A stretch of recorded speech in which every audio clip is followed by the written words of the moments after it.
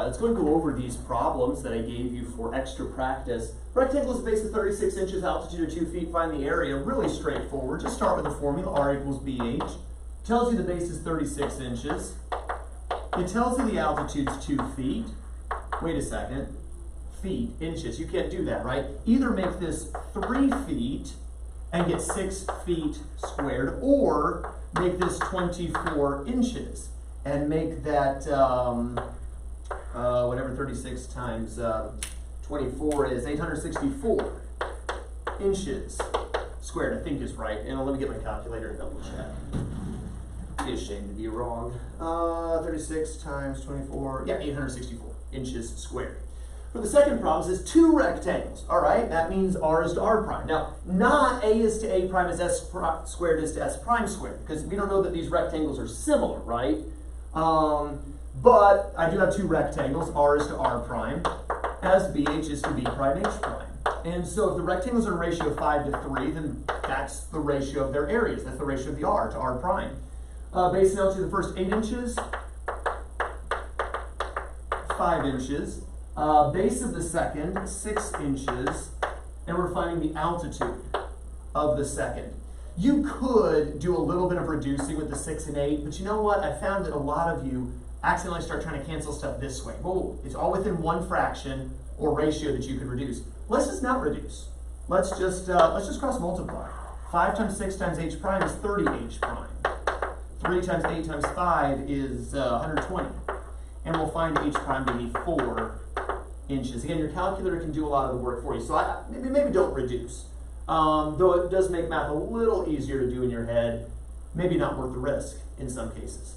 All right, let's take a look at the next problems that you did on that handout. Area of a triangle, 45 square feet, altitude 15 feet, find the base. Well, if he says what the area of a triangle is and give you a base and an altitude, start with the formula. T equals a half BH. Plug in the 45 for the T, because that's the area. In for the B, well, that's what I'm finding. And then for the H, that's 15 feet. Now, taking half of 15 is sticky, right? You could do it, 7.5, right? And your calculator can do 7.5 just fine. What I would prefer is to get rid of the fraction by multiplying the 2. The 2 and the 2 both cancel. Some of you got yourself in trouble because you said, oh, the 2 drops out. And then you left this 2 and got 30B. Hold on. The way this 2 cancels is by canceling away that 2. Leaves me with 15B. But also, what you do once, I have to do the other, multiply here to get 90. And when you divide away the 15, B equals 6 feet for our answer. The second problem on this slide says the bases of a trapezoid are 5 inches and 13 inches. Area of the trapezoid, 63 inches. Should be 63 inches squared, just throwing that thought out there. Find the altitude. So again, start with the area formula. Always a good place to start. Plus you get partial credit for that. TR equals a half H times B plus B prime. Where I know the area is 63 inches squared. I know the bases are 5 and 13, so I can add those to get 18. I have no sense writing 5 plus 13, just add that in your head. And I'm finding the H. Again, take half of the 18 to get a 1 and a 9, so really it's 9H equals 63, and then H just equals 7. When you divide away that, make it 7 inches for the altitude. Or, if you wanted to, you could multiply both sides by 2, cancel the 2 and the 2, in which case you'd still have the 18H. And then here the 2 and the 63 would give you 126, then you divide away 18 and you still get 7. But canceling makes a little smaller numbers. Multiplying by 2 makes bigger numbers. Again, calculator does the work anyway. But 7 inches, our answer regardless of how you solved it. The last one on this box on your handout, on this slide, is area is 36 square yards from a square. If I like the diagonals. Now, two ways to approach this. One way is to just say, hey, SQ equals S squared. I know the area, let's find the side. And hey, I know the side is 6. And in a square, if one side's 6, they're all 6. And if you draw a diagonal, that's a 45, 45, 90. So 6 times the square root of 2 yards. That's one way to solve it. I think it's probably the most natural way. But you could say a square is a rhombus. And so since a rhombus is a half D1, D2, I could do that. I could say 36 equals a half D1, D2. Now we do know that in a square, the diagonals are equal. Not true in a rhombus, but in a square specifically, they will be. So in other words, we could say a half d times d, or in other words, a half d squared. We could multiply both sides by 2 to get 72 equals d squared. Again, the 2 and the half cancel. And then when we take the square root, you can't take the square root of 72, but you could factor 36 times 2 to get 6 times the square root of 2 yards. And that method would work also. That said, I think the direct method is, area is 36, side is 6. 6, 6, 6, 6 all the way around, 6 square root of 2 for the diagonal. I think that's probably the most efficient way to go about this. All right, let's take a look at the next slide, or the next box on the handout. Diagonals of around 7 inches, 10 inches, find the area. Just straightforward plug and play. R sub h, or RH, excuse me, equals 1 half d, 1 d2. Plug in the diagonals of 7 and 10. Take half of 10 to get 5, and 1 of course. And you get 35 inches squared. Really couldn't be much easier for this problem. As we continue, legs of a right triangle, 6 centimeters, 8 centimeters, find the area. Well, again, area of a right triangle, d sub rt is a half leg. Now, some of you are going to be tempted to say, ooh, I can find the hypotenuse to be 10 centimeters. Who cares? I don't need the hypotenuse. To find the area of the triangle, I need the legs. I have the legs. So literally, just plug it in, 6 and 8. Take half of 6 to get 3. 3 times 8 is 24 centimeters squared. Let that be easy. No reason to go find the hypotenuse there. Now the next one, you do need to find hypotenuse because it tells you the legs are 10 inches, 24 inches, but it's not asking for the area of the right triangle. It's asking for the area of a square constructed on the hypotenuse. So I've got legs of 10 and 24, but to find the area of the square, I need to find the length of one side, specifically this side, the hypotenuse. Plug it into the Pythagorean theorem, you'll get 26 inches for the length of the hypotenuse.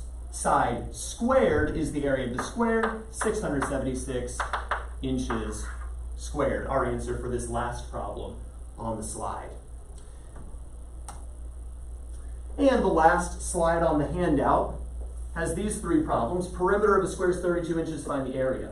Well, you know perimeter means distance around, and for a square, all the sides are equal, so 32 all the way around means 8, 8, 8, and 8. But to find the area of the square, we need side squared. Well, side is 8. 8 squared is 64 inches squared. Be careful not to fall into the trap of saying, ooh, you double the perimeter, you get the area. No, no, no, no, no. That only happens to be true in this particular problem. So this is not true of all problems. Let's take a look at the next one. Perimeter of an equilateral triangle, 39 feet. Well, again, hopefully you're like, wait, equilateral, all the sides equal. If the perimeter is 39, that's 13, 13, and 13 all the way around. Area, half BH. Well, I know the base is 13. What's the altitude? Well, hopefully you figured it out by now. Every time we have an equilateral triangle, we always draw the altitude. It always gives us a 30, 60, 90. 2x. X is 13 halves, or 6.5. And then the altitude is x times the square root of 3, or 13 halves times the square root of 3, or 13 square root of 3 over 2. That's the altitude. It's not pretty, but we're multiplying 1 half times 13 over 1 times 13 squared root of 3 over 2. And when you multiply, you get 169 times the square root of 3 over 4 feet squared. It doesn't reduce down any more than that, and we don't want a crazy irrational decimal. So that is how we'll leave our answer. Again, perimeter 39, all sides 13. That means each half is 13 halves. And since this is x squared of 3, 13 halves times the square root of 3. So just follow the algebra, do what you know to do. Our final problem involves similar polygons. Areas to areas, side squared is perimeter squared is perimeter squared. In this case, it doesn't mention perimeter, so we'll just go areas to areas, side squared is to side squared. Sides are 12 and 15. But remember, sides have to be squared. Area of the first is 160. We're finding the area of the second. You could square the 12 and 15 to get 144 over 225, but I'm lazy. I'd rather reduce before I square. So I would say, well, if sides are 12 to 15, then the ratio of similitude is 4 to 5. And I'll square 4 to 5 to get 16 to 25 instead of 144 to 225 because, lazy. And then when we cross multiply, we'll find that the area is 250 inches squared. All right, hopefully this extra practice was beneficial for you. Hopefully my explanation was beneficial for you. If there's a problem you're still confused on, have your parents reach out to me via email. And that way I know in the morning before class gets rolling to try to give you some extra help. But hopefully this was beneficial. Have a wonderful evening, and hopefully you'll do well on your test tomorrow.